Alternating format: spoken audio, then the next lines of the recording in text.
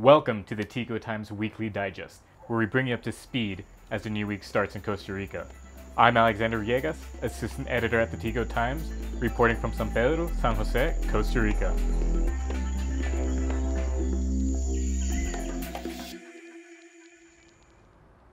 Indigenous Bribrí leader and land rights activist Sergio Rojas was murdered in his home on March 18th in the indigenous territory of Salitre in southern Punta Arenas. Rojas's group and other indigenous land rights groups blamed President Carlos Alvarado and previous administrations for not guaranteeing the physical and territorial safety of indigenous Costa Ricans. The conflict stems from a 1977 law that returned 11,700 hectares of land to Bribrí people. The government did not compensate farmers who were occupying that land, and there's been violence ever since. The farmers have attacked Bribrí inhabitants with machetes, rocks, and guns for years and taken over Bribrí land. It's estimated that 85% of indigenous land is now in the hands of non-indigenous people. Rojas dedicated his life to fighting for land rights. He survived a previous assassination attempt and was in prison for 6 months back in 2015. That same year, the Inter-American Commission on Human Rights requested that the state of Costa Rica provide measures to guarantee the life and physical integrity of members of the indigenous people of Teribe and Bribrí of Salitre. President Alvarado has said the murder was a tragedy for the Bribrí people and indigenous people across Costa Rica. Esto es un día trágico para el pueblo Bribrí, para los pueblos indígenas y para toda Costa Rica. He invited the Inter-American Commission on Human Rights to visit Salitre to follow up on the precautionary measures the Commission recommended that Costa Rica implement in 2015. On Friday, Bribrí women held a memorial for Sergio Rojas. They described him as a great leader who never put his head down in the fight for indigenous rights. There were 4 more confirmed cases of measles in Costa Rica last week. All 4 cases come from one U.S. family residing in Cóbano, Punta Arenas, and the infected children, ages 3 to 10, were all unvaccinated. The disease had been eradicated in Costa Rica, but authorities say another U.S. citizen who was visiting Costa Rica infected the family, which is now under quarantine.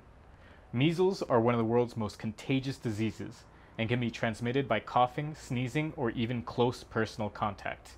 Before the vaccine, there were measles epidemics every few years, and an average of 2.6 million people died from the disease every year. Most of the dead were poor, undernourished children under the age of 5, since those with access to medical care are far more likely to survive the disease.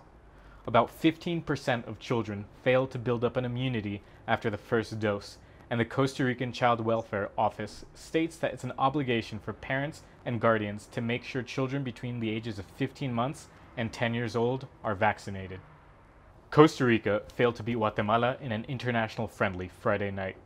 Stefano Cincota scored the only goal of the game in the 30th minute. The Guatemalan player managed to fire a long shot past Keylor Navas and gave interim Guatemalan coach Amarini Villatoro his first win. Guatemala's win comes after a pair of painful defeats, including a 7-0 thrashing against Israel and a 3-1 loss to El Salvador. La Sele will now face off against Jamaica at home on Tuesday. And on this week's Off the Eaten Path, William Eyre finds some more Thai food at Aroy Thai. Just north of La Sabana Park, Aroy Thai is the dream child of Stephen Hoffman, who fell in love with Thai food after a trip to Thailand. He even flew down a Thai cooking coach to help teach him the recipes he now serves at Aroy Thai. You can get Thai classics like Som Tam, Penang curry, and Thai iced tea, but their pad Thai has a local twist since their sauce is made with tamarind. That's it for this week's Digest.